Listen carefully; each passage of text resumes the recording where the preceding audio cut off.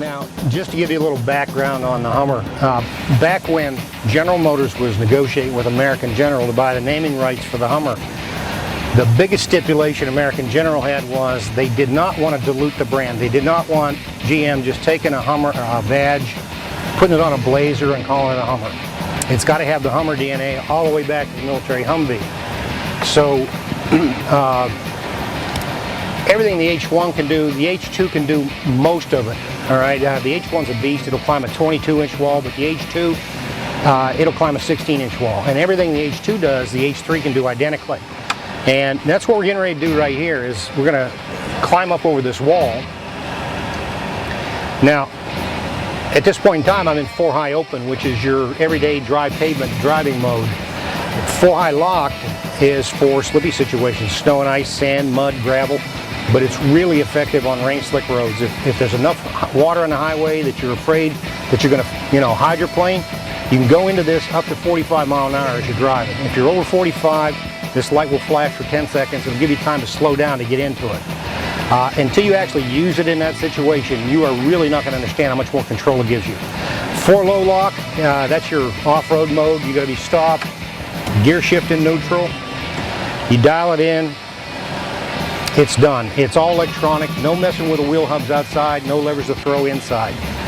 Now, all 4 wheel hubs are geared, and the gearing in the wheel hubs actually doubles the torque from the engine to the wheel in 4 low lock. In 4 high open, this engine's putting out 415 foot-pounds of torque. In 4 low lock, it's putting out 830. I'm going to turn the air down just for a second so we can listen to the engine, because it's not even going to break a sweat. It's just effortless for it. Now, our track was built to Hummer specs, and by Hummer specs I mean the Hummer's approach, breakover, and departure angles, which are the highest of any production 4-wheel drive vehicle on the planet. That means you can bring a Range Rover in here, a Land Cruiser, Pathfinder, Jeep, Toyota FJ. I really don't care what it is. If it makes it up over the wall, it stops right here, because their front end's going to catch and their back end's going to catch. A little more air here. And our track, you know, it doesn't look that impressive when you're walking around a lot. It looks like part of the landscape. But that's only until you get on it.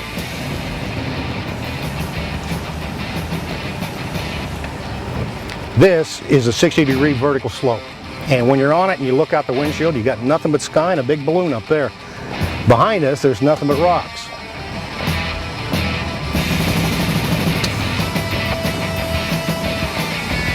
Now right here, we're getting ready to get down the same slope we just came up, and at the bottom is a V-notch where it comes right back up. After we're done, if you want to walk over here and walk through this V-notch, you're going to wonder how the vehicle could even fit in there. But it's all got to do with the approach and departure angles I was telling you about. If you look at the ones over on the pad, the approach angle goes from the bottom of the front bumper to the tire, and the departure angles from the bottom of the back bumper to the tire.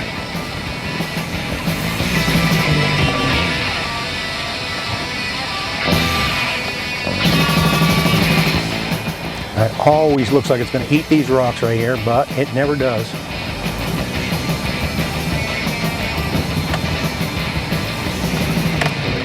Now, your H2 will traverse 16 inches of water at 20 miles an hour and 24 inches of water at 5 miles an hour.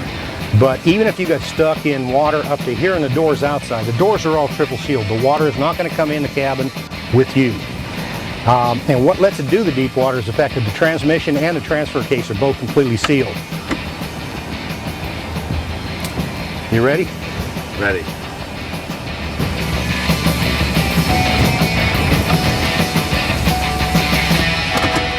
More fishies. Okay, and we can open the door. You can see how deep the water is here.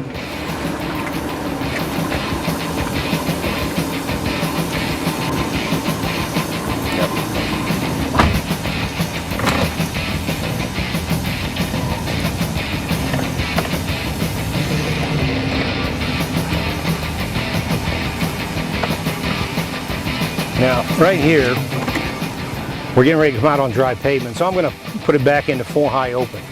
If you recall, I said that 4 low lock doubles the torque from the engine to the wheel. And if you're driving on pavement in 4 low lock, the wheels are just turning with so much force that you're going to wind up erasing the tread on your tires. Now over on this side, we're going to step down the same wall that we climbed up back there and shift it into four-low lock.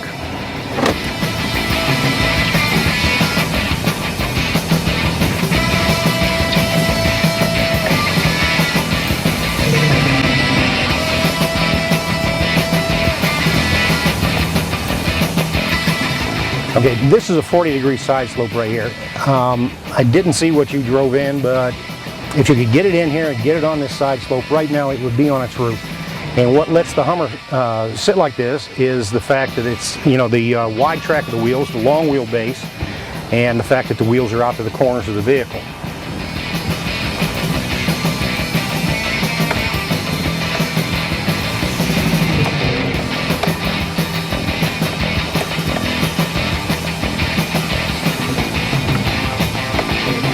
Now you feel it rocking, that's because we're on two wheels here.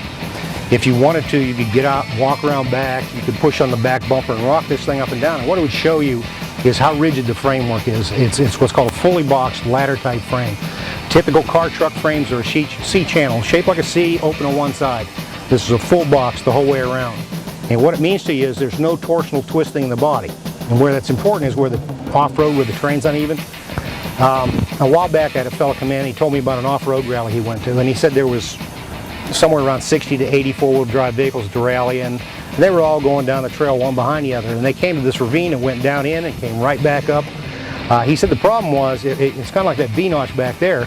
The problem was that it went down in at one angle. When it came back up, it was almost the opposite angle.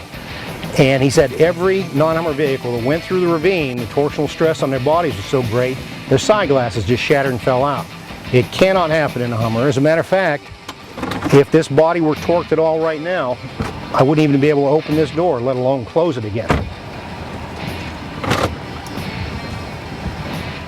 And now here I've got one more thing to show you. Off to our left as we're backing up, you're going to see three sets of rollers.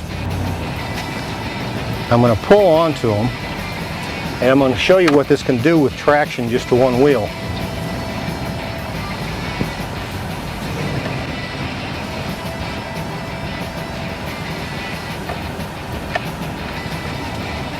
Shift into four-low lock. Now, if you listen, you're going to hear the wheels spinning.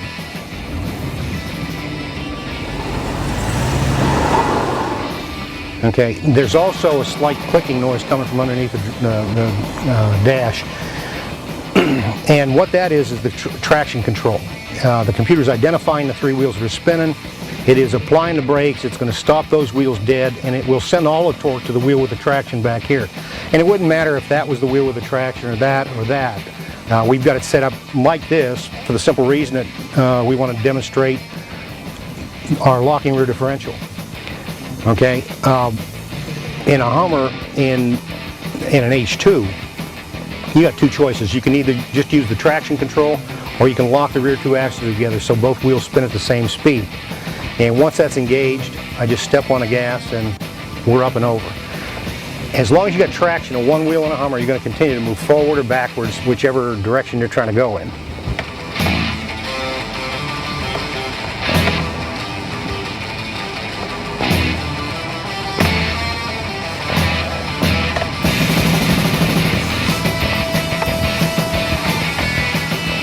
Now, this was supposed to be the same 40-degree side slope as the other side over here.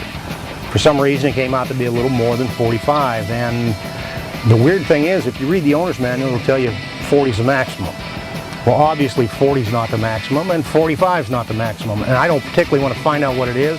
I just know it's not one of those two.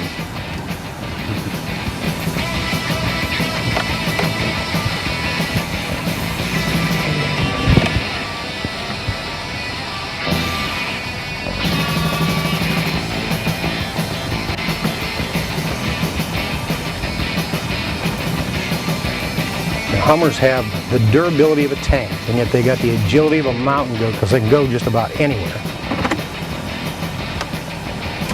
Now, if you'd like to take it off-site, I need to make a copy of your driver's license.